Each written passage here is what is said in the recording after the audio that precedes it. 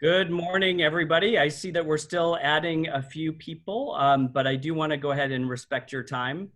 So we will go ahead and start our meeting. I want to first begin with a very heartfelt thank you to everybody that could join us this morning.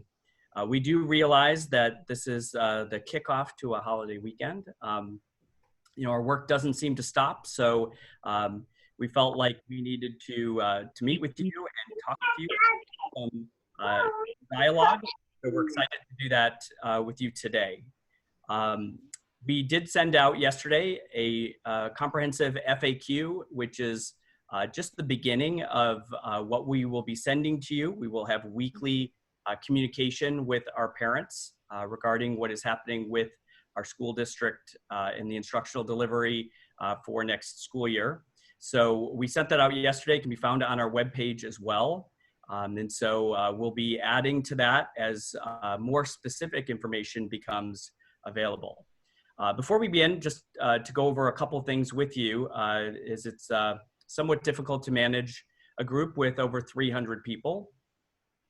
We just want to make sure everybody is aware that we are recording the meeting. And that is so that people that could not join us today will have an opportunity to go back and they can review this information when it is convenient for them. If you are not comfortable at all being on camera, just feel free to turn the camera off. That's not a problem. So please do that. If you do not feel comfortable, please make sure that you just turn that off.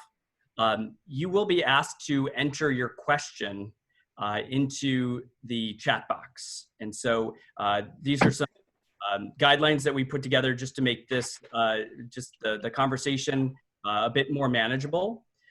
Please mute your microphone unless you've been asked to unmute it.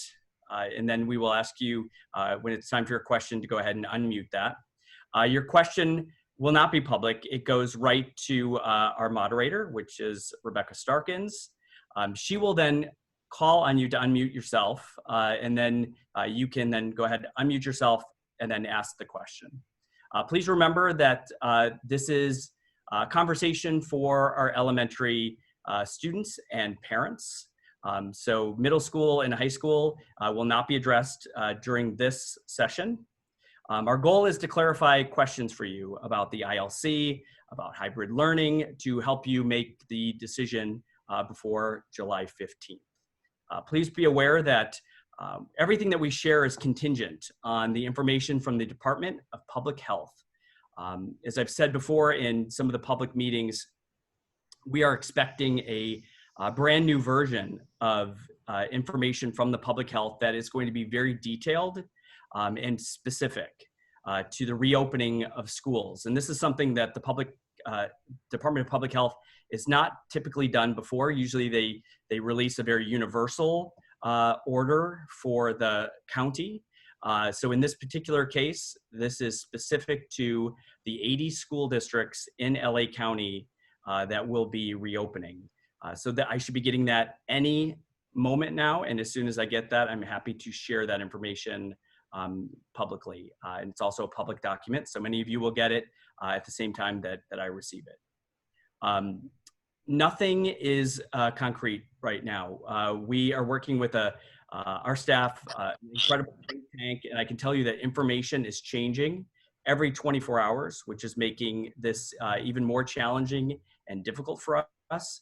But we do feel like we need to continue a dialogue with you as these changes are coming in. And so that's our goal to do that today. So as of the information that's going to be shared today, that's what we know of as of right now. I'm going to go ahead and start the meeting. I'm going to turn it over to our wonderful elementary principals, Sarah Kaber and Craig Bugby. Unless there are questions specifically for me, which the moderator will go ahead and differentiate, we'll go ahead and start. And again, thank you so much for being here today. Ms. Kaber, do you want to do opening statement? I just want to say hi. I mean, it's so nice to see everyone. We normally have coffees if you've ever been at Hawthorne. They're like lovely and 20 people. And this is a lovely change, and to see so many different people. For those people that I don't know, maybe Horace Mann families, I'm Sarah Kaber. I'm the principal at Hawthorne School. And did you want to introduce yourself, Craig? Yep. Hi, everyone. I'm Craig Bugby, the principal at Horace Mann.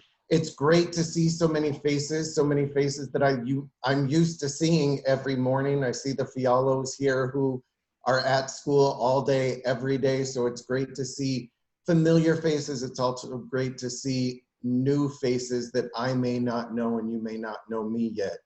I want to remind everyone that we are one community working toward the same goal of educating our children and keeping them safe. So please remember throughout the day today that we are a team working toward the same goal. All right, Ms. Starkins, let's do this. Great, Mr. Bugby. I think you had a question for Mrs. Kaber to start us off. Mrs. Kaber, could you do me a favor and tell us about the hybrid model that we are offering at the elementary schools? How was that? Sure, I would be happy to talk about that. So the hybrid model is designed so that students can be on campus for some part of the time. It's designed in 2-week blocks, a week A and a week B. And a student who is on week A, if they're there on campus week, then they'll come to school during their normal school time, 8:30 till whatever time school ends, depending on the schedule for that grade level. And they'll be at school Monday through Thursday. They'll be in their class with about half of their cohort with social distancing in place and any other health regulations that come through the Los Angeles County Department of Public Health order that comes in. There'll be specialists while they're on campus. And then on Friday, it'll be a clean day and opportunity for professional development and independent work that'll be set home, very clearly put out. And then the following week, those students will be working at home with connection into the classroom. And the week B cohort will be in school. And the students will be connected in a way that they can participate in some of the lessons from home and participate in some independent learning in their off week. Thank you. Mrs. Kaber, do you have a question for Mr. Bugby? Mr. Bugby, can you tell us a little bit about what the ILC is? Absolutely. We may have planted a couple of questions to get us started, everyone. So the ILC is the Independent Learning Center, and I want you to think of it differently than the Independent Learning Center at the middle school and high school. So that's a different conversation. I think it's important to point out how proud we are of all of our teachers and what they did last year. Any of you who know me know that I focus on learning opportunities. So all of our teachers were keeping copious notes of things that went well and things that didn't go well. They are already working with district administration to talk about details of what things may look like in each program.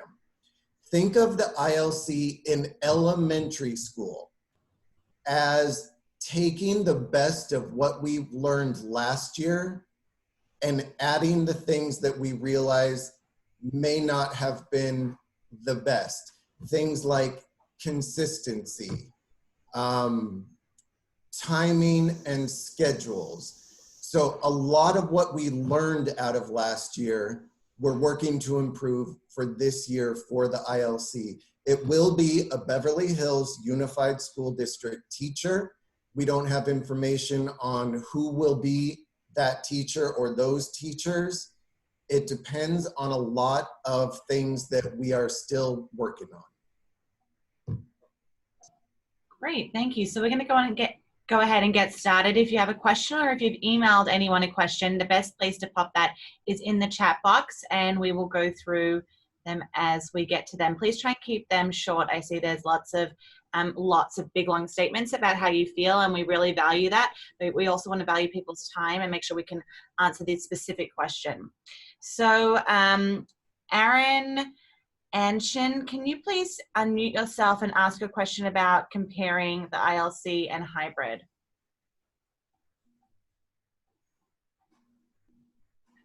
Yeah, hi, good morning. my question is that in children in kindergarten, often a lot of the teaching and the learning is focused on teaching children how to be students, how to share, how to play with others. It's not as typically as focused on the subjects, math.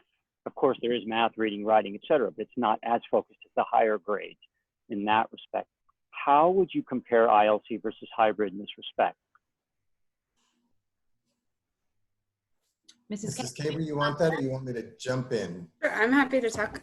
Look, Okay. I want to be really clear, and this is being recorded, so it's on record. This is not, neither one of these options is ideal. Neither one of these options is what we want to do for education or what we think is best practice or what we want to see for our kids. We know that we're going to make both options the best that they can be with the limitations that they have. And part of the goal for today is really to say, like, what are the two options and how can we help each person? So for kindergarten, if you're thinking about any sort of socialization or talking about the beginning of typical student behavior in a school, the hybrid model is the best place for you to go. Like the most we can do about like typical student school look, the most we can push it will be in that hybrid model. The ILC model is, will also have a morning meeting. It will also have several lessons, and they're also going to work on school behavior. It's going to look different. It's going to be about putting your body into a frame. It's going to be about colors and singing and different things. There'll be different aspects of what school is like, and they're both viable options in a modified way.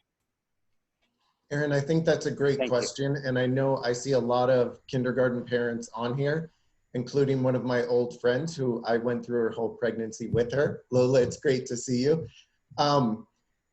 It is important to point out that kinder is always kind of treated like its own world in elementary school because they are so different. We are, and teachers are talking about how they are going to get kids adjusted. And there is discussion of pulling back a little bit on some of the academics in the beginning of the year to really get them settled into school, because I like that Ms. Caber said that they're like goldfish. You may teach them a trick. They're gonna be gone for those days that they come off, and they come back and we're gonna have to do a little reteaching. So Erin, great question. Kindergarten is a main topic of conversation. Thank you. Thank you. So this next question, Jamie Prijatel, can you please unmute yourself? And I see that your question is specific to a fourth grader. If you wouldn't mind making it more general, and we'll address it as for the whole of elementary. And I will direct this question to Mr. Bugby.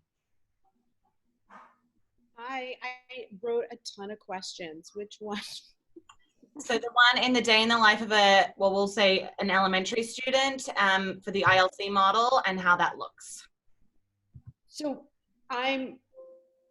was curious what a day in a life would look like, particularly around a schedule. And our son is entering the 4th grade, and you know, he had a rough time. He didn't follow a schedule. We just kind of just got the work done and avoided all the specials. So I'm just curious, what are the expectations for a day in the life of a 4th grader or an upper elementary school student? Will they have a schedule? Do they check in with their teachers?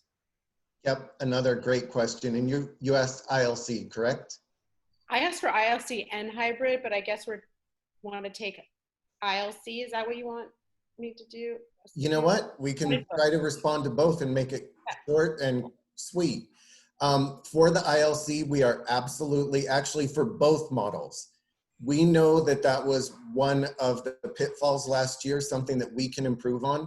I think the scheduling was a little bit difficult for everyone. So we are going to work much harder to put together a consistent schedule in each program. That's going to be a little bit more up to the teachers what the exact schedule will be. But I agree with you. Scheduling is something we're working on. Can I jump in? Is that okay? So the ILC, we know for sure that the ILC we'll have a morning meeting every morning at a specific time. And for upper elementary, 3rd through 5th, we know that they'll have 4 direct instruction lessons every day at specific times. And each of those lessons will be between 20 to 30 minutes. And in addition, independent work that either needs to be done in between or before or after those lessons. And then for younger students, the TK through second grade, those lessons and direct time in front of a screen are going to be shortened just because of developmental needs. We can say really clearly what the ILC is going to look like at this point because it's a new job. Right? A teacher is going to have to apply for that position, and we can put together that this is what it looks like in totality, where when we talk about general work going back to school in a hybrid model, that's still part of the conversation that's happening with the union and as part of an MOU that we're trying to develop. But we, just like we always put together master schedules of which time third grade goes to PE and what time fourth grade goes to art and which day, there'll be a little bit more structure about what time math is for certain grades so that students who are following along at home know what time from the hybrid model that they would be logging in. I think that's a good idea, Ms. Caber, if you keep it at 30 minutes max on the ILCs, you know. I almost said ICL, which is the International Cricket Competition out of India, but Thank you so much. Can I just remind everybody, please remute yourself after you ask your questions, and if you have any follow-up questions, please. Something happened. We're going to move on to it's Human. Would you please unmute yourself? It's just a one name. Dr. Brugge, will you please answer this question? It's regarding safety measures. Human, please unmute yourself and ask a question. Okay, can you guys hear me? All right, so I have 2 kids coming to that school, Hawthorne, next year. And one is 4-year-old, one is 5-year-old. And we're concerned with safety. So I want to know what's the measures you have in place right now to make sure that they don't end up getting the virus.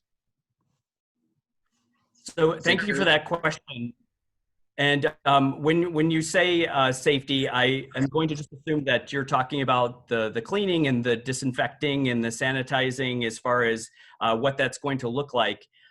We are currently working on not only a schedule so that we know who's doing what, but when and how often, but also the types of products that we're using. And so with the public health order that will be released anytime now, that's going to be kind of our guide, because I want to assure all parents that are here today that not only will we meet the expectations from the state, but we're going to exceed in those areas as well. Many of you know that we put together a think tank, and in one of the greatest conversations that we're having about the think tank is that we have people that actually specialize in areas of cleaning and sanitizing, disinfecting, workplace controls. And so we have people that have actually put together, post-COVID environmental cleaning and sanitizing and schedules. And so we're going to be getting feedback from experts in our own community to help us and our staff to really exceed all of the expectations. But I want you to be assured that while we're working on that right now, that we're fully prepared to share with all parents, because I think that that's an excellent concern, and it's going to be one that many have, and we need to be transparent that we will provide to you the products that we're using, and again, how often we're using them, and when we're using them, and what type of cleaning, whether it's the daily cleaning or if it's that deep clean on Friday. We are going to be very transparent and share all of that information with you. Please know that we will, meet or exceed all of those expectations, and we will share that information with you. Thank you. Mrs. Caber, we have a question from Lisa Kunik about services in the ILC. Lisa, can you please unmute yourself? Hi, sorry, can you hear me now? Yes. Yeah, I just had a few specific questions because I went to Hawthorne, but I just moved back from New York. My son was in school in New York last year, and I am still working to figure out what services he'd be receiving. in New York, they were able to integrate everything into the daily program, and everything was hyperlinked via Zoom in and out for services, classes, exactly as you're describing, but no one has mentioned services. And I was wondering if students were getting OT, counseling, any of these things, if they're going to be integrated into the ILC programming, or if they're added on top of it separately per student's need, or not at all. Okay, so in the spring, we integrated them the best that we could. We had every service, every additional service, including the special education teachers met with their students both with the class, with their primary classroom and general studies, and separately when they needed for pullout. We had OT services, speech services. We even had PT services for those students that needed it. The only downfall that we really found was that we weren't sure how to incorporate instructional assistants at that point, and that's something that we're spending some time this summer talking about, how to incorporate and use, especially for students that need that one-on-one support, and what that would look like. But all of those services will be available in both models.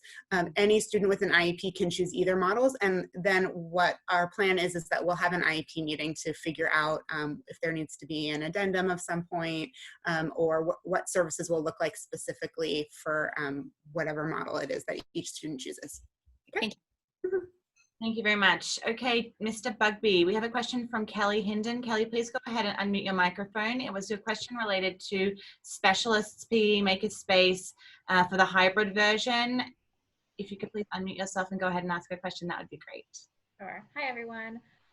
So at this point, we are leaning towards the ILC, but that being said, specials were really important to my kids, and they made use of all the specials with home learning, and we loved them, and that, you know, really helped carry them through. So when kids get hybrid, which again, we're not planning for it in our household at this point, do they have access to all those specials and PE?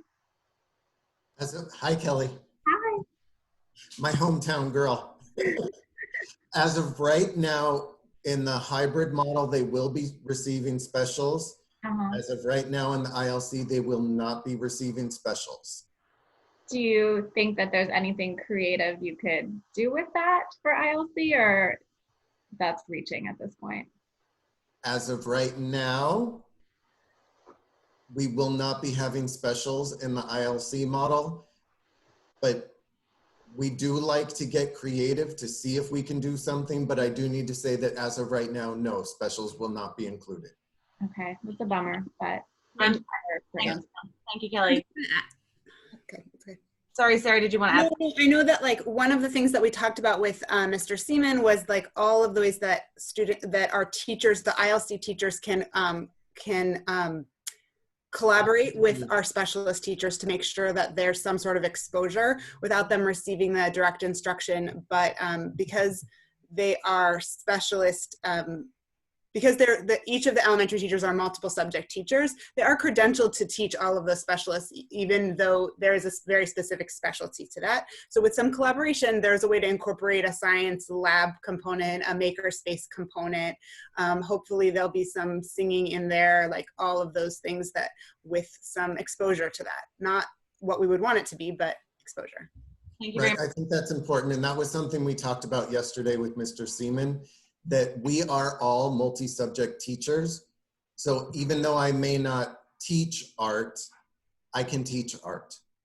Maybe not as good as Miss Graham, but we are working with we will be working with the ILC teachers to see how they can tie in lessons, but they won't be seeing specialists. Great, thank you. I'm sorry to keep everybody moving. I have 150 questions in the chat. Kelly Turner, can you please unmute yourself and ask a question related to masks and whether students will need to wear them even where the desks are separated, but please feel free to ask it in the way in which you intended. Okay, can you hear me? I was just wondering whether while in the classroom at their desks, if the children would be required to wear masks even though their desks are distant. I assume that's why there's only half the class at a time so they can be apart. And if they do have to wear masks in the class, what efforts are being taken to make sure they can understand the teacher and the teacher can understand them? I mean, I can barely understand what my kids are saying when they're standing right next to me in their masks. Thanks, Kelly. I'm actually going to direct that question to Dr. Breggy because it's more of a general question that is going to impact everybody. Dr. Breggy, can you answer that for us, please? Sure. And then Mr. Bugby and Ms. Kaber, you're welcome to also join in for the latter part of that question. So it's interesting because a couple of weeks ago, I was with 80 superintendents that are in LA County, and we reviewed this public health order that was coming out. And we had asked to ask them to revise the mask rule and said, you know, could we have options? Because our families need options. It's, you know, the people that are making a lot of the decisions don't run and lead schools like our administrators and our teachers.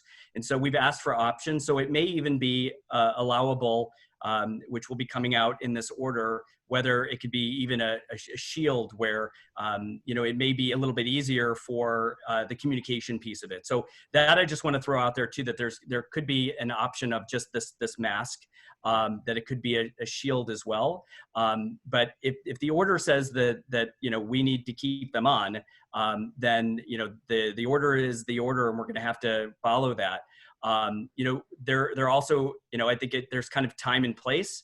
And so there may be some things in the order as well that says that if you're, you know, in a larger space or you're outdoors and you're within your 6 feet, that could be, you know, a period of time where somebody may be able to take down that mask.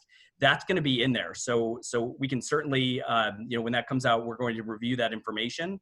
But in the classroom, and I know that, you know, it's a classroom management issue and our teachers, and, you know, the magic that happens in the classroom, and classroom management is one of them, is going to be, you know, that's going to be a challenge for our youngest learners, and the mask or the shield.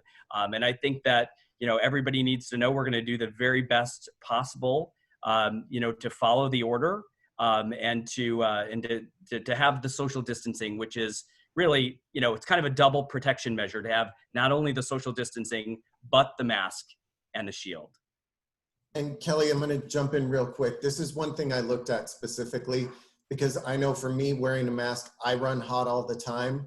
Wearing the mask is really difficult. I completely understand. So I focused on this area in the order that Dr. Breggy's talking about, and it did offer the suggestion that teachers wear the face shield so that while they're teaching, kids can see their mouths, because especially in the primary grades, for learning phonics and learning word sounds and word recognition, it's important that the kids see the teachers' faces. So for all of the teachers on here, I want you to think about that, a face mask versus, or a face shield, a clear shield versus the mask. Because Kelly, I agree, it's difficult to understand people. Thank you. Thank you. Eugenia Rosenthal, can you please unmute your microphone and ask a question related to asking questions in the hybrid learning model? Thank you. Hi, everyone. So my question, hi, Sarah. My question is, so the week, if I do the hybrid and my child's home, looking into ViewSonic, taking a lesson, are they able to ask questions? I know they can hear the lesson and what's happening in the classroom. Do they have the capability of asking questions? Using the ViewSonic? Yes, when they're home watching. Yeah, I just wanted to, yes, they do. I just want to make sure that we know that ViewSonic is like one option for how to go to connect in, right? Like that's part of all of the answers that we don't have. That's part of like that sort of where Dr. Breggy is talking about the health and safety pot of answers that we don't have. That's one pot. The other pot is like, what exactly will it look like in a hybrid model with connecting in? But yes, just from my view board, you can, the people that are on the opposite side, like on the Zoom side, can ask a question in. And then there's also other options in how to connect in. It could look something like using Google Meets as part of it also. Thank you. Thank you very much. Sonia Berezowski, I apologize if I'm butchering names. Can you please unmute yourself and ask a question related to cohort A and cohort B having the same teacher, or if they will not? And Mr. Bugby, can you please answer this? Yeah, I have a couple questions. So should I just ask that one, Rebecca, right now? You just want to ask that one? Yes, okay. please. Yeah. So yeah, my question was if the two cohorts are going to have the same teacher, or if there's going to be one teacher designated to cohort A and a different teacher to cohort B. Hi, Sonia. Your question's easy. Same teacher. Okay. Okay. So which school are you at? Horseman right now. So if you have Mrs. Delajani for 3rd grade, cohort A, cohort B, are Mrs. Delajani's class. They just come different weeks. Okay, but it's the same teacher with both the groups. Same teacher. And can I just say that part of our challenge is that, depending, we're going to be back in class. I personally hope it's sooner than later. So part of our challenge is to make this so that this is a very easy transition for all of our students to go from, obviously the ILC is the commitment, but the hybrid learning, to go back into, the everyday setting. And so part of our challenge is to make sure that that is as easy of a transition as possible. So that's why keeping that teacher is really, that the last thing we want to do is start moving teachers around. And so we're setting up a system so that if we hear something from public health that says, cases are, new cases are at a certain level, and now we're going to, release schools from social distancing and things like that. We want to be able to transition then and have all kids back as soon as we can, in a safe manner, but in an easy way without changing teachers and things like that. Thank you very much. Devora Wolf, can you please unmute your microphone and ask a question in relation to P and physical activity? Thank you. Thanks. So how would the physical aspects of school look specifically? I guess it would be PE and recess for kids being able to run around and socialize with each other. We have no idea. Hold on to that. I can answer it. I can tell you we have no idea at this point.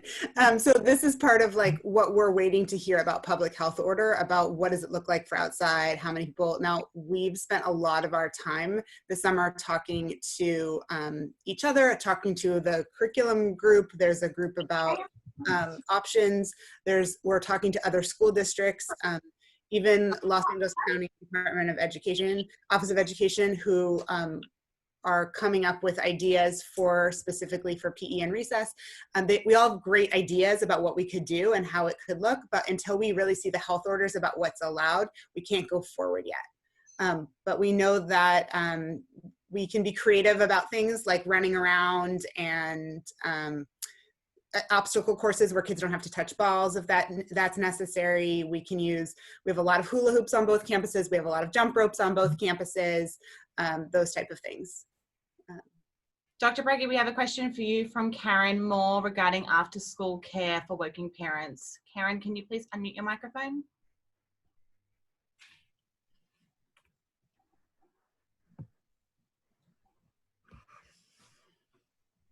Karen Moore, are you with us?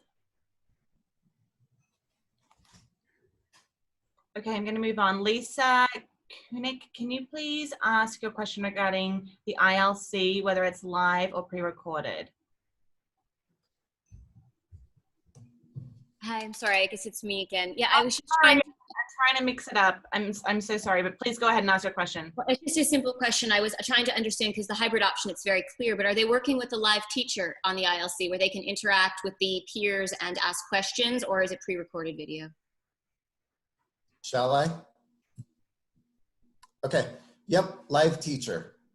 So like I said, we're gonna take the best of what we learned last year, and the live teaching was very important for those kids. There may be some pre-recorded lessons, but it will be mostly with live teachers. Okay, let me go with this. They will see live teachers throughout the day, but then they'll have independent work that they'll be working on without the teacher and can come back during office hours for questions.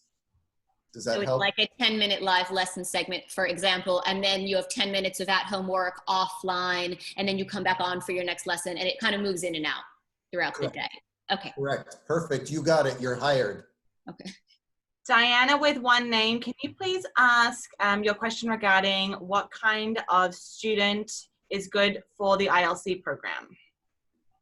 Hi, so we're new to the Beverly Hills School District. My kids are coming from a private school, so we're completely used to a whole different environment. So I'm not quite sure. My kids did the whole Zoom 9 to 2. I have a second grader coming in and a fifth grader coming in. So is ILC something of that nature? It's not full day from 9 to 2. We don't think that students, anyone does well on a screen from 9 to 2. In our experience, both as adults and with kids who had part of that experience from home learning in the spring, there's such a fatigue of being on a screen for so long that it's not what we want students to be doing.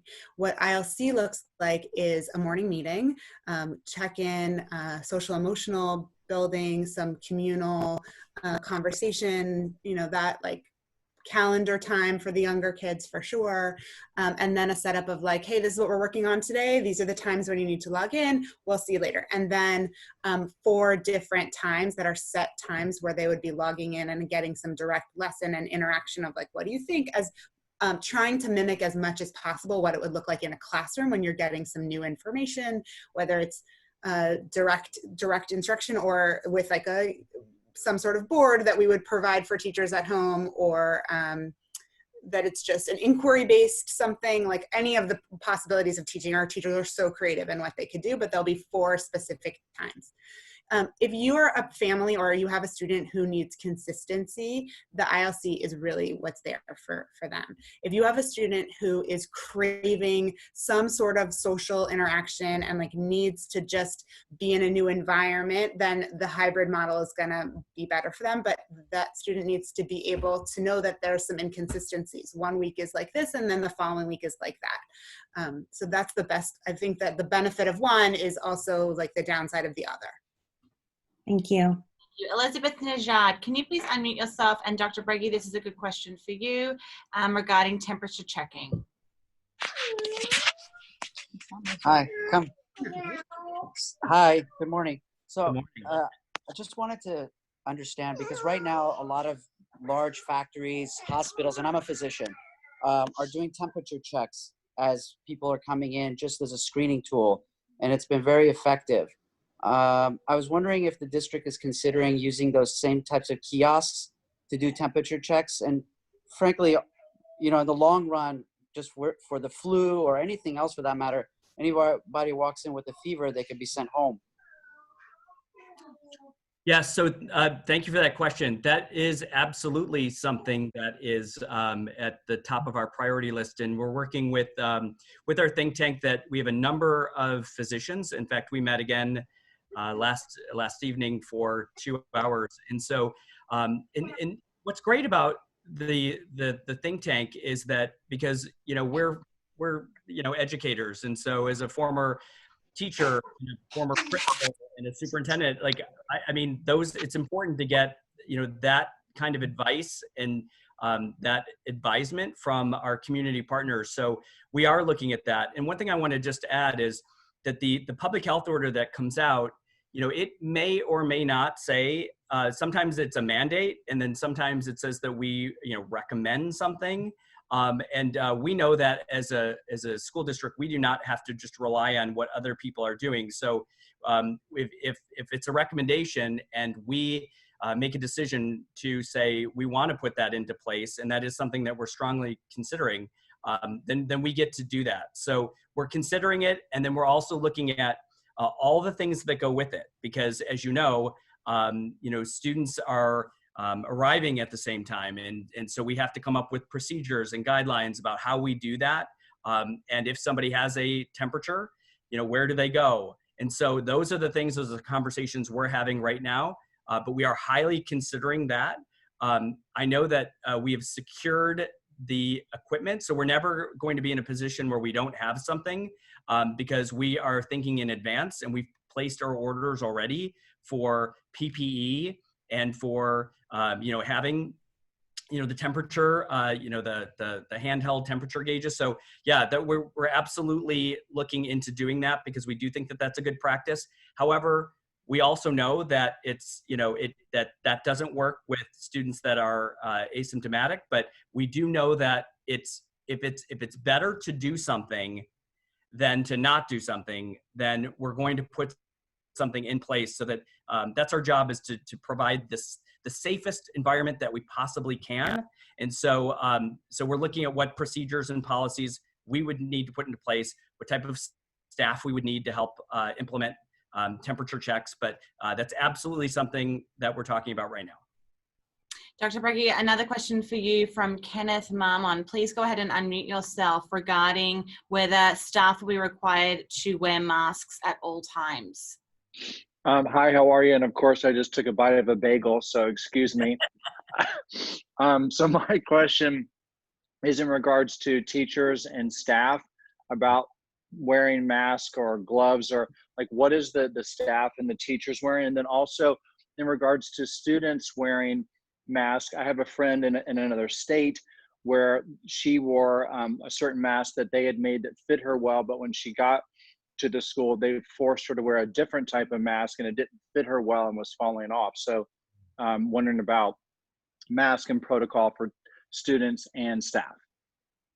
So I can tell you that, you know, the kind of the long and short of it is that this order is the law. And so no one's above the law. So, you know, I am also at schools and walking around and visiting. And so I will be in a mask. So the order that we have, if it says that we, you know, that there need to be masks that are worn by teachers and staff, then that's the expectation. And it's managed just like any other expectation that we have of any staff member, is that, you know, that they be worn. And I think you bring up a really good point about, you know, if it's not worn appropriately, and it needs to be.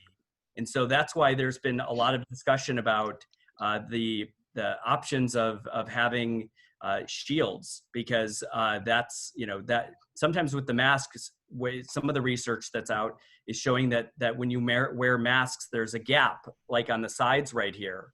And so, but they also have said too that, you know, with some of the shields, if we're going to allow shields, you have to have a guard that's underneath it. So, you know, we're waiting to see what that order says, because it'll either say it's an option, but we also had a physician last night in our think tank that told us that due to the increased cases, they're now telling our physicians that they have to wear a mask and a shield. And I don't know if it'll get to that for us and our staff, but I can tell you if the order says that that's what our staff has to do, whatever that is, we have to follow that. And I just want you to know that we'll be, you know, we'll be aware of what the expectations are, and we'll be sharing that with staff as well. Thank you. Alexis Scott, can you please unmute yourself and ask your question regarding music no longer being offered at BHUSD? Ms. Kaber, can you please answer that? Hi. I'm just curious what are the specialties that are going to be offered? And I had heard that music might be pulled from BHUSD. I'm just curious if that's true. I hate perpetuating a rumor, but I just want to know as a blanket, what are the specialties that will be offered rather than focusing on a rumor I heard? Sure, I'm happy to answer that. This is for the hybrid model only.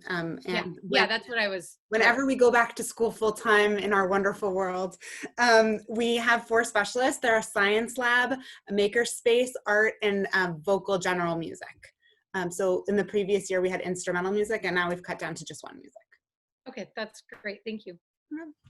Thank you. Melissa M has a question about offering up ideas and solutions. Can you please unmute yourself?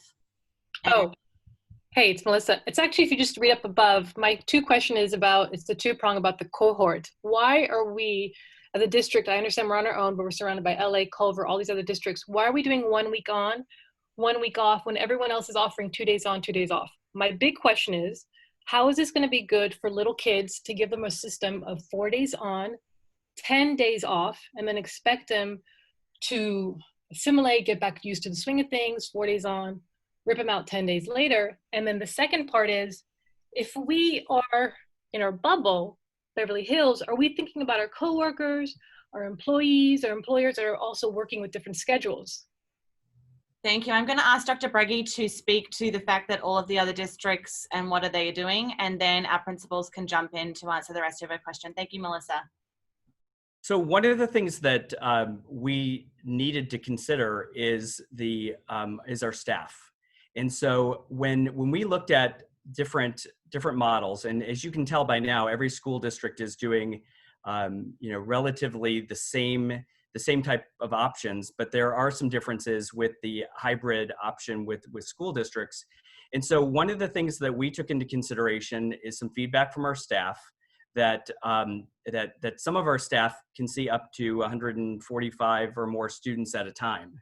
And so to have our staff then exposed to students that we like within the same week of having 145 or more in some cases with our staff, that would be that could be a disadvantage for our staff, or it could be, could we provide a safer option for our staff? We know that no matter what, this is an inconvenience, whether it's students are coming in cohorts Monday, Tuesday, and then staying home Wednesday, Thursday. We're having childcare issues no matter what week that it is. So whether it's 2 days or whether it's 4 days. And so we did take that under consideration.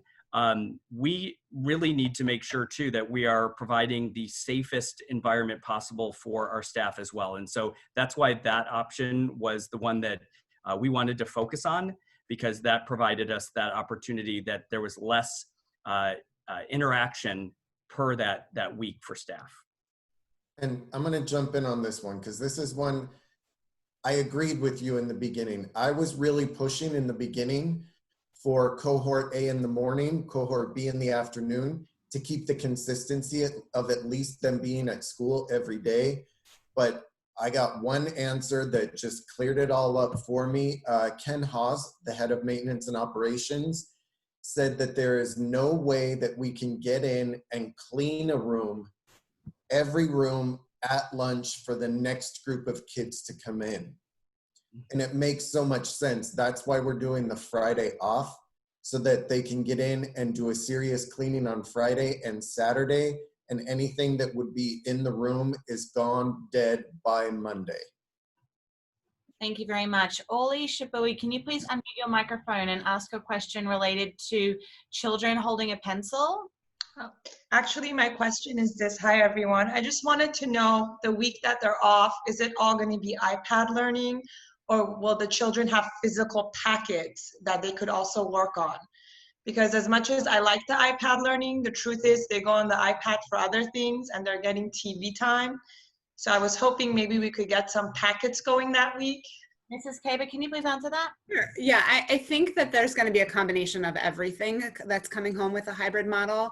It'll look probably a lot like what homework looks like, and that there'll probably be an opportunity to do some iPad work, because that's how teachers will get it more quickly, and also some work on paper, because even especially for the little kids, like, they need to practice holding that pencil. They need to practice with what does it feel like to do all of that. So they're going to have an opportunity in both models to use paper and pencil and to do some work like that. So we're getting a lot of questions about exactly what it will look like. So Sophia Romanes, can you please unmute your microphone and ask your question about the hybrid model and what the week off will look like? Not the other question? I'm sorry, there's 150 questions. Okay, it was a disease management question. That's fine. I'm still trying to wrap my head around what the at-home time for the hybrid model would look like for the first to fourth graders or first to fifth graders. And so I guess I don't know if there's something we could look online on the program that you guys are going to use, or but that's just my general question. I had another question on disease management, but I can ask that at another time. Okay, I'll go ahead and take this one. We are still in negotiations with teachers, because we don't want to jeopardize any negotiations going on between the district and the teachers union. We can't give specifics yet, because the specifics and the details have not been worked out. But I will tell you, for the kids that are, say, off track, and I'm sure that's not a phrase that I'm supposed to be using, but it works, there will be more of a set schedule. Like Ms. Kaber said, say maybe 8:30 is a 15-minute group time for social emotional team building activities. Then maybe 8:30 to 8:50 might be math time, where the kids at home might commit to that time for math. And then they're gonna come back at, say, 11 o'clock for a reading lesson. Again, details to be worked out, but it is gonna be a more consistent schedule. So our favorite word in the district might be equity. So Kimberly Combs, can you please unmute your microphone and go ahead and ask a question about equity and accountability? And Dr. Berger, you might want to jump in for this one. Sure, thanks for that, Rebecca. I think I asked that question in two contexts. The first being across different teachers, particularly in the ILC model, where we don't have the same kind of face-to-face, principals popping into the classroom, sort of in, interaction and support that our teachers would typically get on campus. And then the second being, excuse me, how do we find ways to create equity across ILC and hybrid, particularly around specials? When I look at ILC, it sounds great, but frankly, if I were to opt out and take a homeschool permit, if you will, I could do something almost identical to, APEX or the programs that we're going to be using, plus have a stipend for specials. And obviously that's not my first choice, but I'm looking to understand how we get there with kids being in these different models. Okay, go ahead. Well, first of all, Kimberly, great to hear your voice. I just want to say that part of the way that the schedule is set up is that our teachers, we're asking a lot of our teachers when it comes to recreating and redesigning just everything that they do. And so whether it's been, in physical school or whether it's, outside, in a home learning plan or ILC or hybrid learning, getting that balance between, getting equitable experiences is always a priority, but having that day, we built in that Friday so that we can have that time that teachers are talking to one another, so that we are providing opportunities. ILC teachers should be talking to our hybrid teachers. And so we're going to create those structures so there's more of those conversations that are going on. I want people to keep in mind too, just if you think back just to the home learning plan 2.0 days, if you remember our communication that was coming out, we were really never too sure how long we were going to be closed. So sometimes we forget now when we look back, it seems like it was, a year ago, but we were in a situation where we were like, we're going to get back, we're going to close for 2 weeks. And then, we're going to get back to you because we're not sure. We may be back in session. And so it was one of those things where it's like, it was so much start, stop. And it was really kind of confusing for parents. It was certainly confusing for teachers and administrators, because we just never really knew when that, are we going to come back? And so this is going to be a little bit different. There's different commitment levels here. And I think that we've had this opportunity now, this 2.5 opportunity with Home Learning Plan 2.0 to start off in a much better place than we were before. So, and I'll let Mrs. Kaber kind of jump in. I forgot what I was going to say. What was I saying? I think you answered it. So I think that's something you wanted to add to regarding disease management. So I wanted to talk a little bit about disease management to the previous question. All I can say is that we will follow those health and safety guidelines exactly as they're written, and be as conscious as we possibly can once we see them. But if you're worried about management of diseases or what's going to happen with another family who may not be as strict as you are, that is a really clear indication that you should choose ILC for your family. That if you're worried about what's happening, and how we're going to do absolutely everything that we can, but the risk of exposure is higher in hybrid, and we know that. And so that in your own mind, if you're trying to figure out for your own family, for everyone who's on here, for all 250 people that are on here, if you're trying to figure out what's the safer option is to be an ILC. Thank you. Stephanie Vitale Adams, can you please unmute your microphone and ask your question to Mr. Bugby regarding students with special needs and what support they will have? Yes, thank you. So my question was, hello, Craig, first of all. Hi, Stefania. So my question was obviously to try to understand how the teacher is going to be assigned to kids that have certain needs for what is concerning the hybrid model. And at the same time, I wanted to see what kind of support is available for kids that need particular support for the ILC model. Perfect. I'm glad you're asking this question. I'm going to keep it general, and then you and I can talk separately because I know there are specific questions. Thanks. So in general, anyone, and I'm glad you're bringing up special ed, which is very important to me as a special ed student and a special ed adult. It's important to me to make sure that those kids get all of the services that they need. Every IEP that is written is a legal document. We must follow it to the T. At the beginning of the year, anyone who's in ILC, who chooses ILC, we're going to take a very close look at IEPs and most likely schedule some meetings because there are some accommodations that we may not be able to meet with kids at home. So we have to figure that out. Thank you for bringing that up. So anyone who has a special ed student that's thinking about the ILC, put in the back of your mind that we're going to need to set up an IEP meeting for you sooner rather than later. Thank you, Stefania. Thank you, Craig. Nitka Bacta, I'm sorry if I'm mispronouncing people's names. Howard, oh, sorry, can you please unmute yourself and ask a question regarding COVID safety? And Dr. Breggy, can you please answer this? Nitka Bacta? Can you hear me? Yes. Okay. I'm sorry, I missed that. What was the question that I'm asking? I asked a couple questions. The one in regards to COVID safety being enforced in class.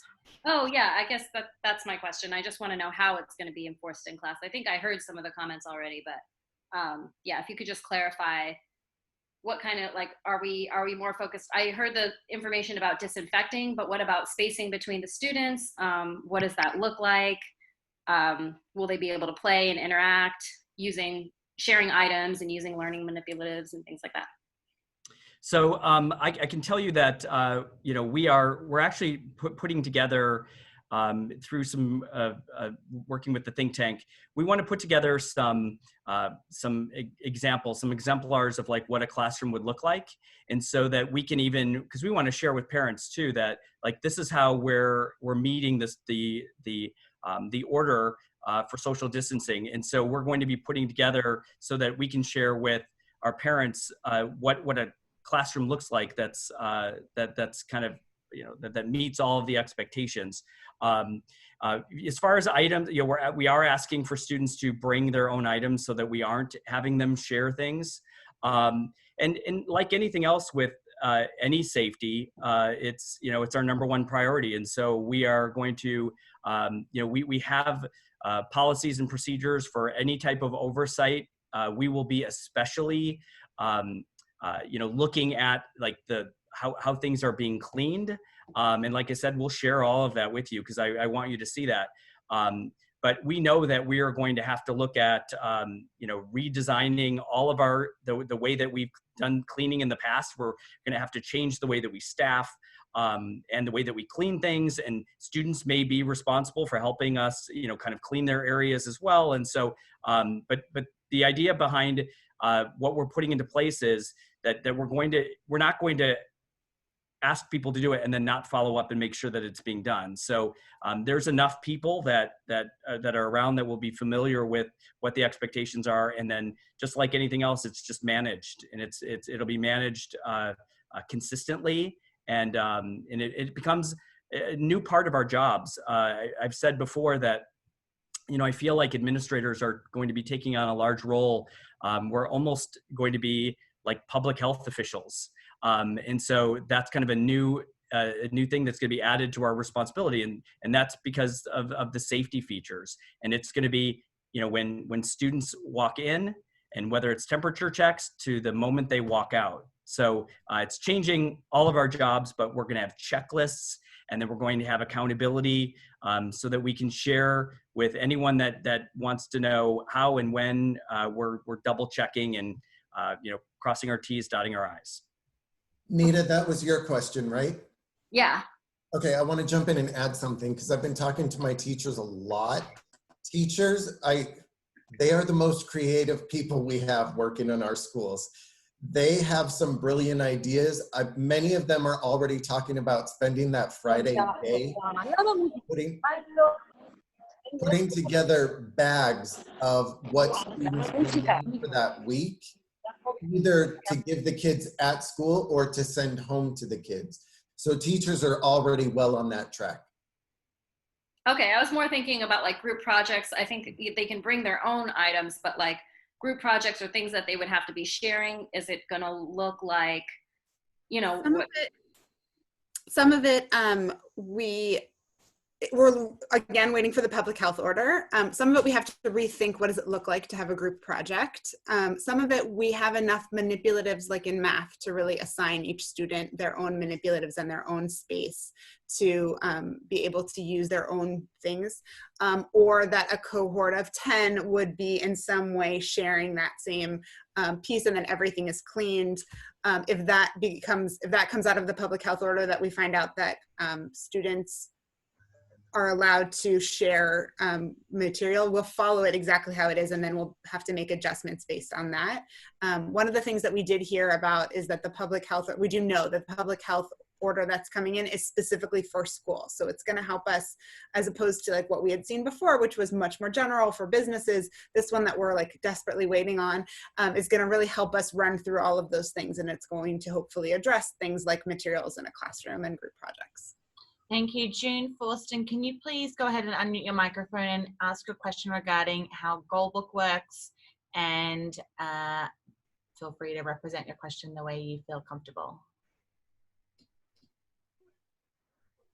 June, are you still with us? I can talk a little bit about Goalbook, and then Mr. Rugby, you should jump into. If you want to, if this is your question, just interrupt me and ask it. Goalbook is this incredible resource. We, Mr. Bugby and Mr. Seaman and I and the grade level specialist started looking at it in like January, as we started on this like path toward standards development and aligning our standards, and getting ready to work on our strategic plan, which is part of what the leadership team worked on this year. And if you were at any previous coffees before we went to COVID, we talked a lot about strategic plan and where we were moving and goals for the next few years. So Goalbook sort of came into existence at that point. What it does is it's a platform that aligns standards K through 12. It says like, how is one standard in, let's say, 5th grade language arts, how is that connected to the 4th grade standard and the 3rd grade standard? What's the key parts of that standard? How is it then built upon in 6th grade, right? So that's all on the teacher side. In addition, it has learning targets. So if you have spent any time with Mr. Allen, you know that he has been our leader in this, and all of us have sort of picked this up more recently, in that we know how valuable learning targets are for students, so that when you're going into a lesson, the student knows what the goal of the lesson is. So that's sort of, Goalbook has a bunch of learning targets, and then it provides resources to address and meet those learning targets. And because it's standards aligned very clearly, and because that has some digital components, it's a resource that teachers can use both in school in the hybrid model and at home through ILC. It's an additional resource for them, and we have all of that training scheduled for some opportunities both in the summer and when we get back together in August. We're very excited about it. It looks like it's a great thing, and it sort of came about before we ever went to distance learning and to COVID, and it seems like such a great thing that we get to take advantage of. Your student won't see it. It's not, sorry, just to keep going. Your student won't see it. It's a teacher interface. It's our interface. Thank you. Can you please answer a question? Bahaya, go ahead and unmute your microphone and ask a question about pickup and drop off.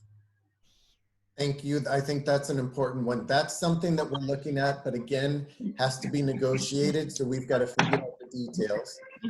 We might wait for Bahar to unmute her microphone and ask the question herself. But I'm ready.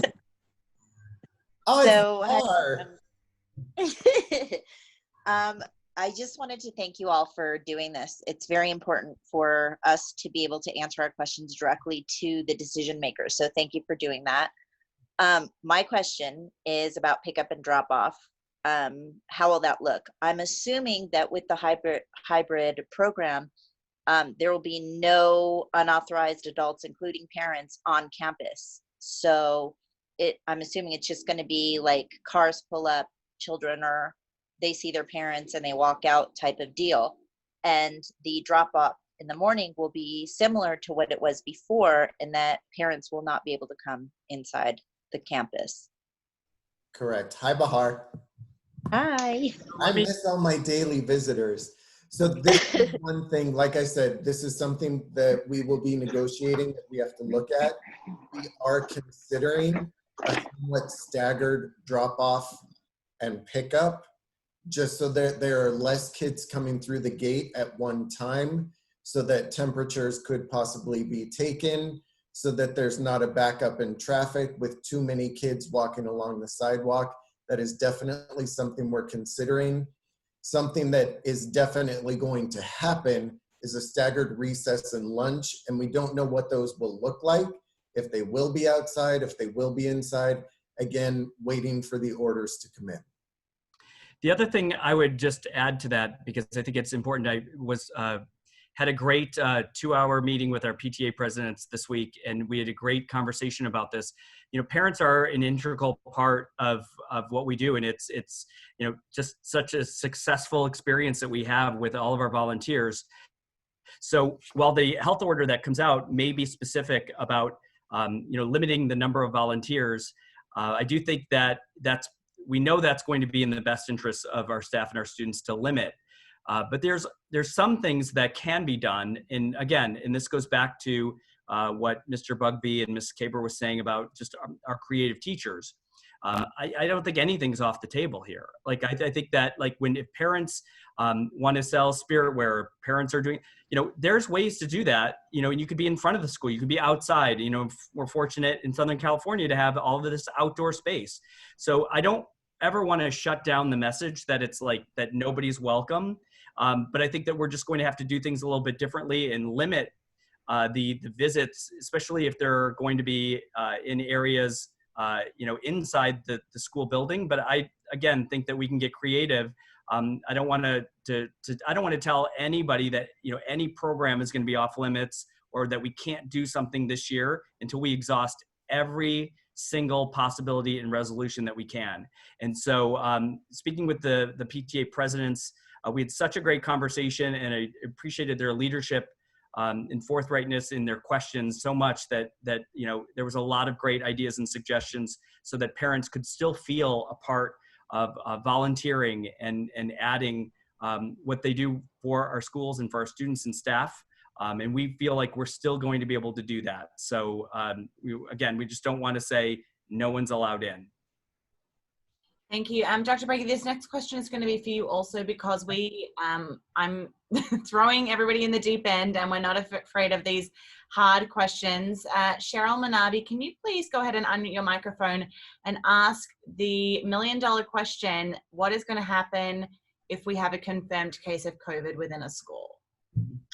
Yes, my question is, you know, if there's one student or several students that do have a confirmed COVID infection, does that mean that the school will be shut down and all the rest of the students will be going to ILC, or is the whole district going to be shut down? Or so, and that is the million-dollar question, and that's as I mentioned.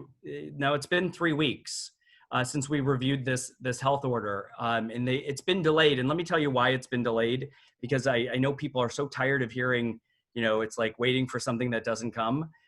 You know, and I honestly can't sleep at night waiting for this, because it's going to be such an important area that we have to jump off of and start from. But, you know, this is something too that this will be addressed in the order. This will be, it's definitely going to be in there, and then what the protocols are going to be, because there's so many things that that impact, you know, when we find out, you know, and the idea is to limit that type of exposure if somebody comes in. And that's why temperature checks was, you know, just one way of so many ways. And it could be that, you know, when we find out, it might be that it could be just, you know, a classroom. But it depends, because middle school, high school, it's different. And it's not just a student. What about if it's a staff member? And so, or, you know, a principal or your superintendent that had, you know, was walking around in a school. So it really depends on so many things, but I can tell you that will be addressed in the order, and then we will, you know, meet that or exceed whatever that expectation is, and we'll share that with parents. Thank you. Our next question is from Monica Sullivan regarding the different cohorts and having multiple children in different schools. Ms. Kaber, can you please answer this? Monica, please go ahead and unmute. Hi, thank you. Thank you for holding this meeting. It's been very informative. My question is, I have 3 children, and I find it easier with homeschooling. I found it very difficult to help them with their schoolwork, having the 3 of them at the same time, because they were in different grades. I had a first grader, a third grader, and a fifth grader. So I wonder if there is a chance to have the children in different cohorts so that we can help them better at home, because what I understand is that they're going to group families in the hybrid model, and so the children from the same family would go to school on the same week. So I wonder if it's possible to alternate. So I think that the default is going to be that families are on the same week so that they can manage their schedule. But I know that there's several families that need something specific, and that we can accommodate individual needs. We'll address that. I think that there'll be a portion of time when we're ready to know that, like, there'll be a specific way of addressing that. I know people have already reached out about custody orders and needing certain weeks. So I think that we can accommodate where that is, but the default is going to be to keep everyone together. Monica, I'm glad you asked that question, because we're still getting questions that we haven't heard yet and haven't thought about. We're assuming that you all want the same cohort. So it's interesting. Look, she's like, no, please don't do that to me. So it's too many to try to help 3 kids at the same time with their schoolwork. That's such a good point. And Monica, are you at Horace Mann or Hawthorne? I'm at Horace Mann. Okay, and for anyone else that's paying attention, if you have a request similar to that, although I will point out, much as we would like to help, we are not going to put kids in cohorts together so that you can be with friends and share nannies, and that's a jigsaw puzzle we can't handle. But Monica, I think that's totally valid. Will you email me and let me know? And anyone else who has a similar... Absolutely. And that's information that I'll be sharing with all of our principals. Thank you. I personally have about 900 emails in my inbox, so I want to apologize right now if I've not gotten back to you. But that is it's interesting, because that is a request that's coming in quite often, which was a surprise to me as well, that some people, you know, said, look, that I need to manage this a different way. And so I will share that with our principals as well, because I think that that's our job, is to try to do what we can to assist families, because we know that this is a hardship. We know this is difficult, and we know that information is changing, and I, you know, I'm a planner. I want to know what we're doing in August, and this is very frustrating for me. I can't imagine what this is like for you. And so if there is a way that we are able to help a family that says, look, I don't want what you think I want, you know, this needs to work for me. We're going to work so hard. I mean, that's why we're working on a holiday. I mean, we're working tirelessly to try to do what we can. I think that this is a very, it's a very reasonable request. It's one that we didn't think of. Which has been so great with people filling out feedback forms and all the emails that we're getting. We appreciate that, because I think that even if we have to go through one by one, it's this, you know, just don't assume that this family all wants to be in the same cohort and that they have kids at the middle school and high school. Okay, what can we do? So please, you know, we're going to do everything we can to try to help you. Thank you. Diana Refold, can you please unmute your microphone? And I'm going to direct this question to Ms. Kaber. It's about clarification between ILC and the hybrid and teacher programs. Hi, good morning, everybody. Thank you for taking my question. Miss you, Mrs. Kaber, so much. We miss you.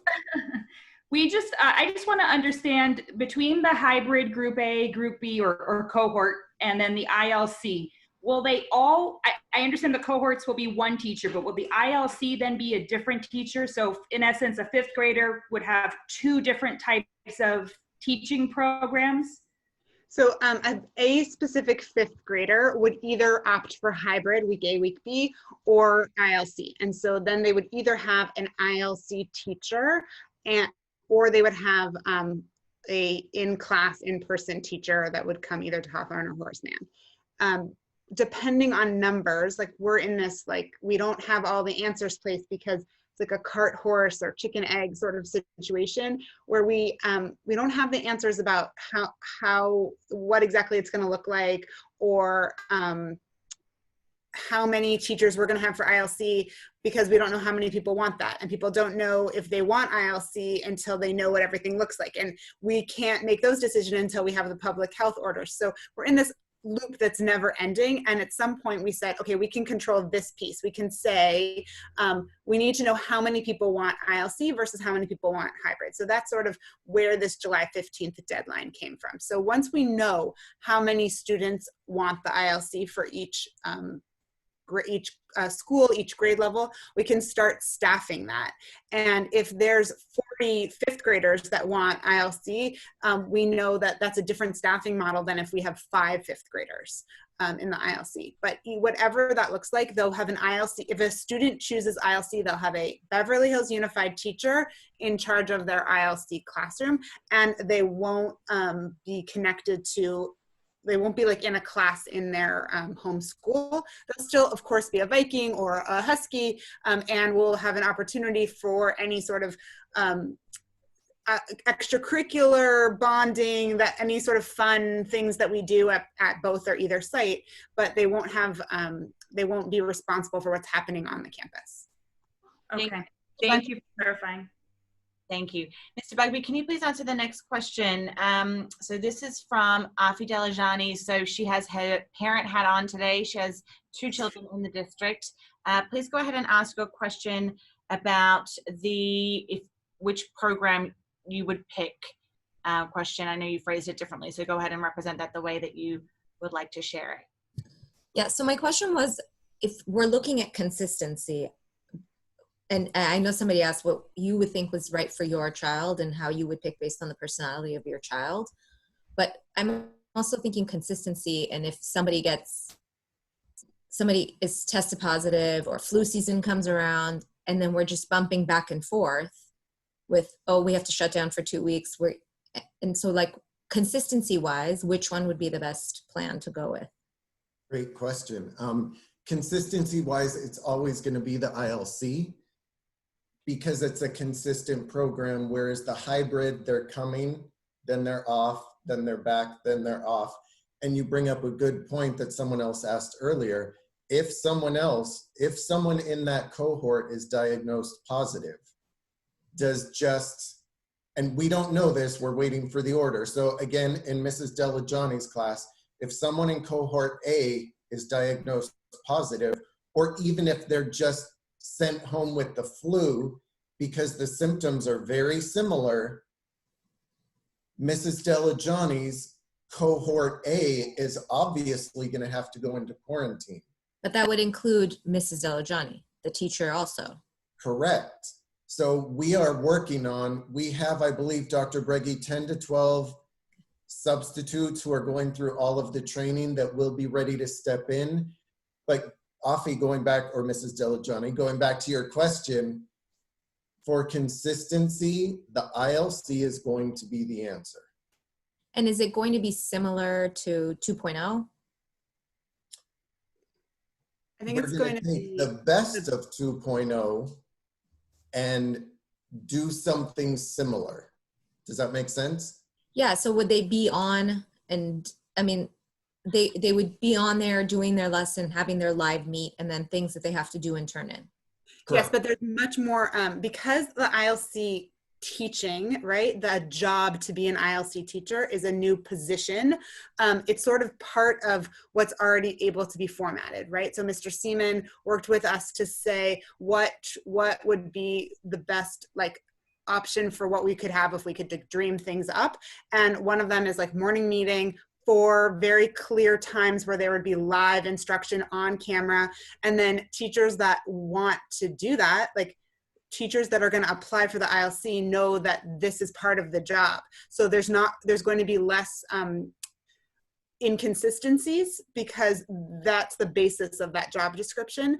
So from a parent, and you know that if you're getting ILC, you're getting this as a minimum, right? 4 times plus the morning meeting, and you know how long those lessons will be, and there'll be independent work on top of that. Okay. Thank you. Romy Azevedo, can you please go ahead and unmute your microphone and ask your question? This is going to be for Dr. Breggy regarding signing agreements, legalities around obliging parents opting in to the hybrid about CDC and wearing masks. But Romy, please represent the question that you feel comfortable. Yes, hi everyone. Thank you again for this incredible session. I'm hoping that all of us can participate in these types of formats in the future. I think that a lot of the parents have very similar questions, and this is a much more organic setting. So I thank you from the bottom of my heart to making this time to do it.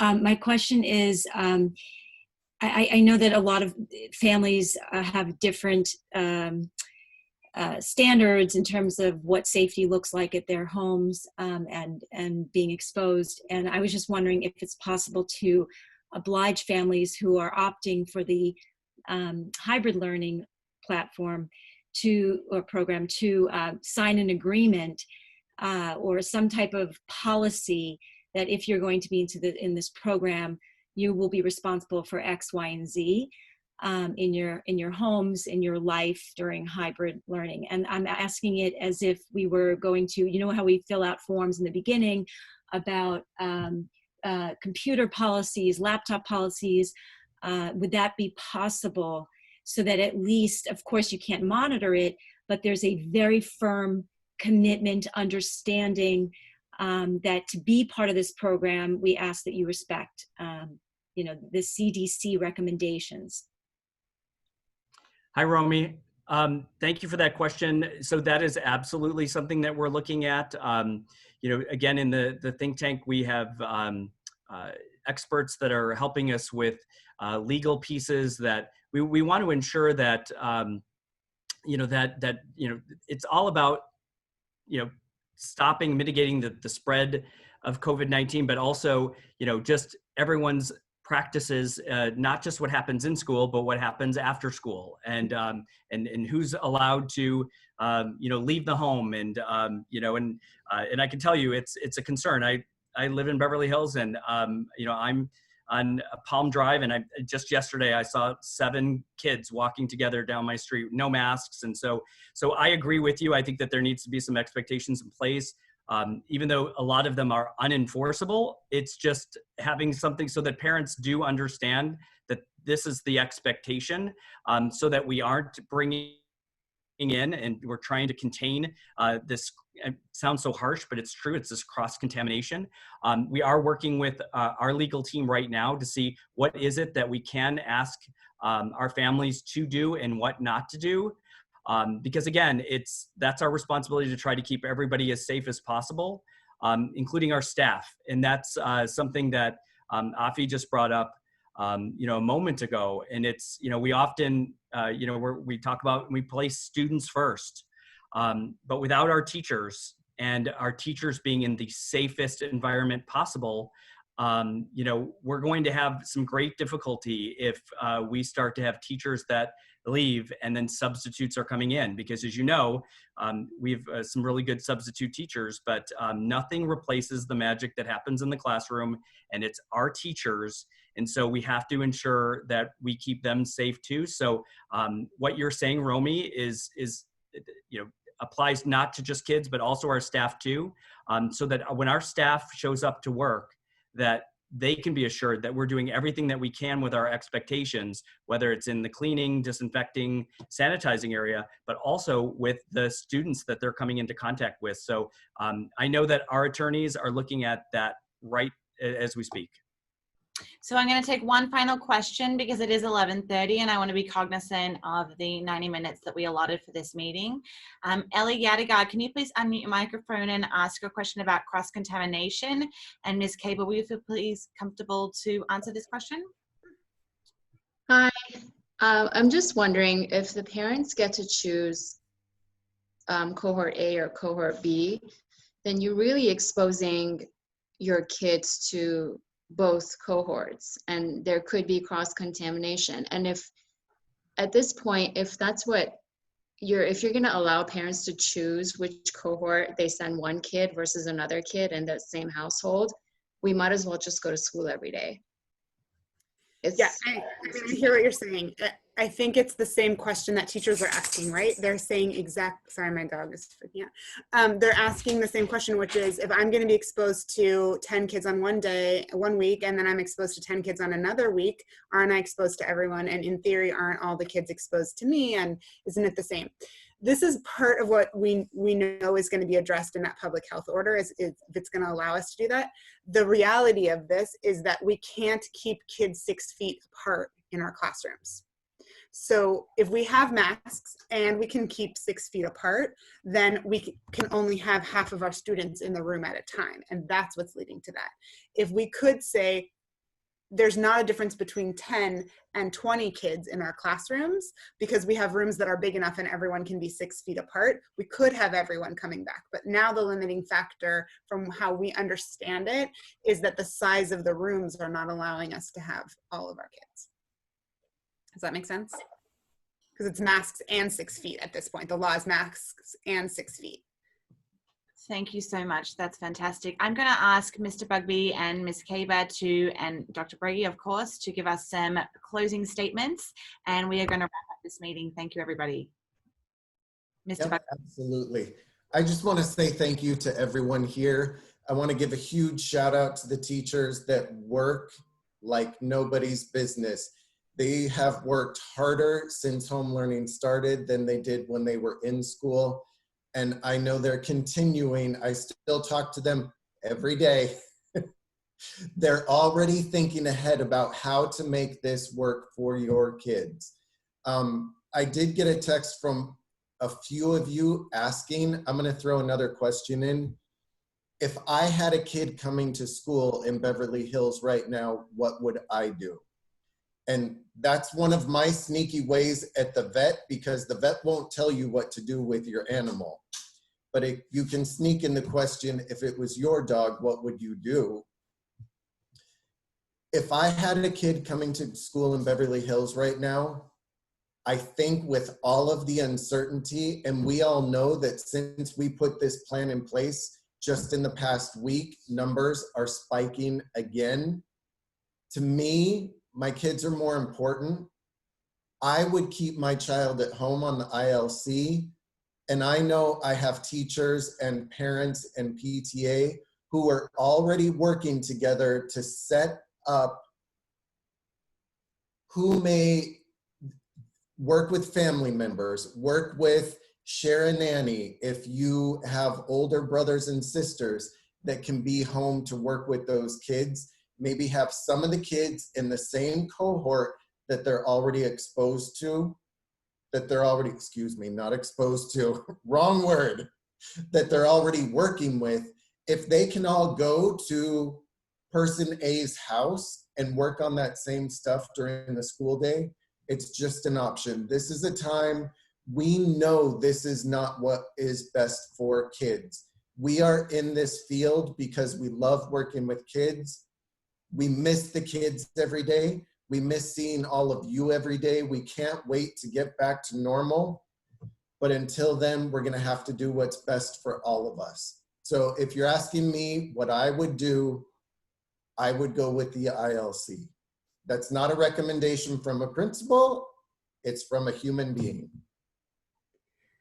Craig, where can people look at our frequently asked questions? I know you just texted it to me, but help me out. I'm just going to say it. Everyone, if your question hasn't been answered today, we are so sorry that we didn't get to it. I have 2 places for you to get to. So on all of our websites for all of our schools, but also the district website, there is a little tab called Return Number 2 and then Learn, or you can go to bhusd.org/return to learn/.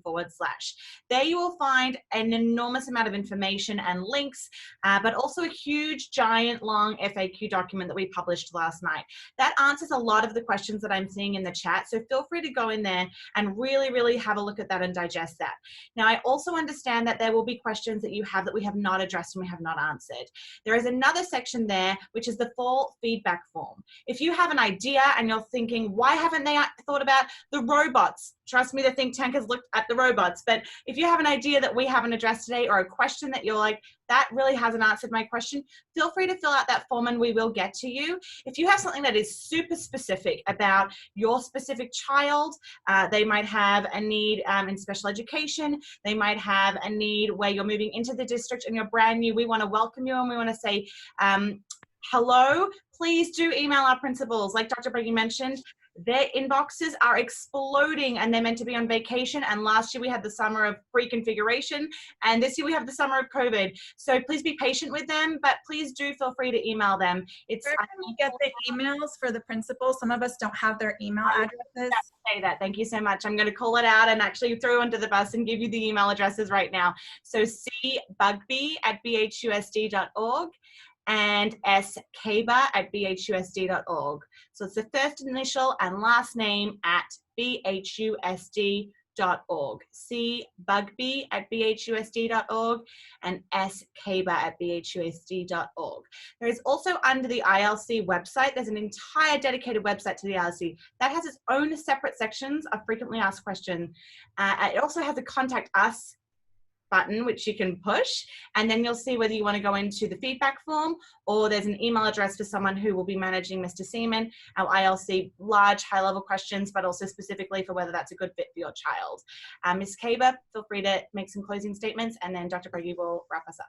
So I guess my closing statement is what I said at the beginning, which is this is not ideal. It's not what we want for our kids. It's not what we want for our teachers. It's not the job that I envisioned or the dream that I have of being with all of you and all of your kids. But these are 2 really good options. And you have to really make the right decision for your family. If you are worried about exposure, cross-contamination, how things are going to be handled if there's an outbreak of any kind, that is an indication that you want to choose ILC. If you are really want to know what right now what school is going to look like, I can give you all the answers for ILC. We went through that over and over. We just don't have all the answers of what the hybrid is going to look like at this point. That has to be a conversation ongoing with the teachers. And so that again is an indication that you want to choose ILC. And if you're feeling like my students need to have some sort of like social interaction, they need to like learn to be a physical student, and I'm craving, or they're craving, this typical, as much as we can, typical school, that's an indication that you want to choose the hybrid. So I hope that we've given you some things to think about today, and you've had a clear understanding of how to make that decision for your own family, because there's no right decision and there's no wrong decision. So I just want to quickly, again, thank all of you for all of your questions and just for being so respectful today.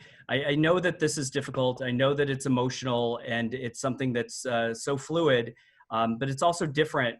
People are approaching this differently depending on what your family needs are. So you can just see how it's certainly not a one-size-fits-all, and school districts are struggling all across the country with the same thing. So I want to thank you for your flexibility in working with us. I also want to thank, we have 5 board members that are elected officials that have been very open and just willing to listen to us and hear about what's best for kids and what options are out there and what's possible. And so we're very fortunate that we meet with our board, we are able to talk and have conversations with our board, and they're accessible. And so this is my 11th year as a school district superintendent, and I can share with you, I've never worked with a board that's more accessible, and they're right there with us. They're right there in the thick of things with us.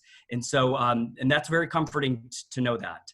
We're having another study session next week on the 7th at 3 o'clock. We'll send out some information, and it's because our board wants to hear about our progress. And again, this is not typical for people that sit on a board of education in a time where there's a lot of controversial feelings about how education's being delivered. But our board said, no, we want to be there. We don't want to wait to the next scheduled meeting. Let's see where you are. What's your progress? Let us have a chance to ask questions. And we are so fortunate to be able to have that opportunity. So that'll be next week on the 7th. Dr. Brady, can I just mention on that point, at 11:30, all of you received an email into your inboxes with the information about how to make a public comment for that board meeting and how to watch that board meeting study session that will be on Tuesday. So if you check your email, it's already in there. So that is just, I just want to share with you that's just, we're very fortunate to have that culture and climate that we do right now.